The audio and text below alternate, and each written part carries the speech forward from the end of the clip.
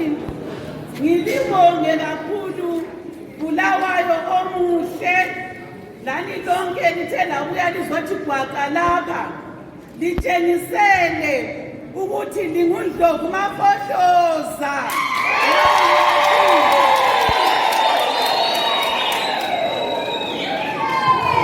So ngizaqala ukuthi sithule silalele sizathi sesijabula sesiqedile ngokuthi sifuna ukuthi lapha sikhulumayo lapha kuzwakale. Ngiyabonga. First of all, I would like to thank the media for coming to our press conference. Ngithe ngicela ukuthi khona lithulu ngazela ukuthi media izwe ngapha sathi sesijabule ekuphineni. First of all, I would like to thank the media for coming to our press conference, and I would like in a special way to thank MDC-T members for coming in your numbers. You have demonstrated that you are indeed a force to reckon with. The MDC-T is a social democratic party that was founded on values of constitutionalism. It is a party that operates under the dictates of the Constitution. The sad reality is that this Constitution has been mutilated and shredded into pieces for times without number by those who are supposed to uphold and defend it. Article 9.1.2a enjoins the President to uphold and defend the party's constitution. It therefore follows that the President cannot be at the center of constitutional transgressions. Douglas Thokozani Mwonzora has for times without number violated the constitution of the party during his term as president of the party. Mwonzora is an illegitimate president who is a product of a rigged extraordinary Congress, which did not form a quorum. In terms of Article 6.2.7, if an extraordinary Congress does not form a quorum, an extraordinary Congress must be called by the National Council within 6 months of the date of the incorrect Congress.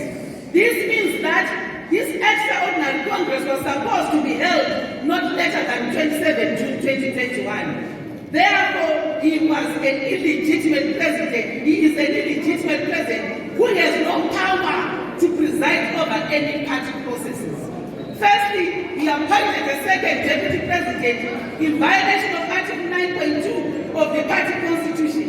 The MDC-T constitution does not have a provision for a second deputy president, and this was correctly interpreted by the Supreme Court judgment of March 2020 in the famous Mashagre vs.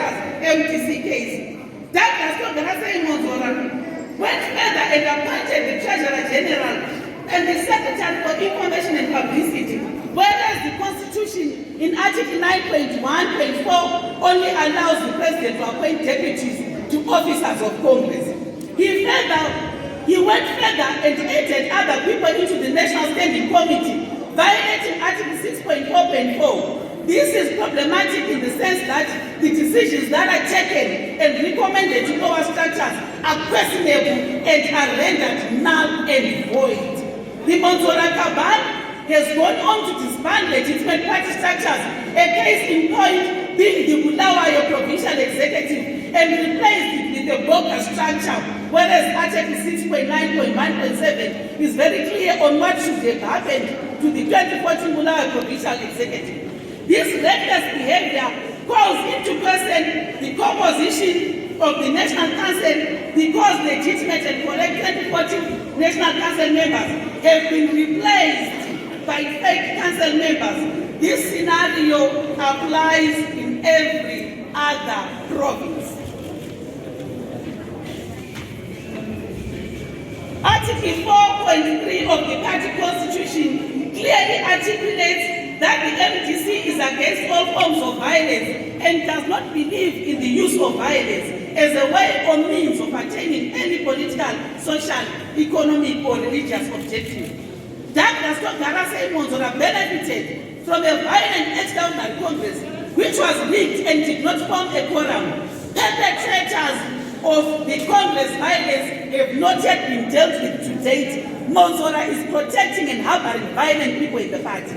It is 13 months since the extraordinary Congress, and not even a single structure was dissolved from branch level to provincial level to allow for the ordinary Congress to take place according to the dictates of the party's constitution. The MDC-T constitution is very clear on Congress timelines and processes, to the extent that Article 6.12.6 stipulates that branch executive committee members shall be elected at a branch assembly meeting held once every 5 years, provided that elections shall take place at least 2 months prior to each ward assembly meeting held in terms of section 6.11.2. The MDC has at least 5 branches in each of the 1,958 wards, which translates to 9,790 branches countrywide. What this means is that you need at least 2 months to dissolve and conduct fresh elections for all the 9,790 branches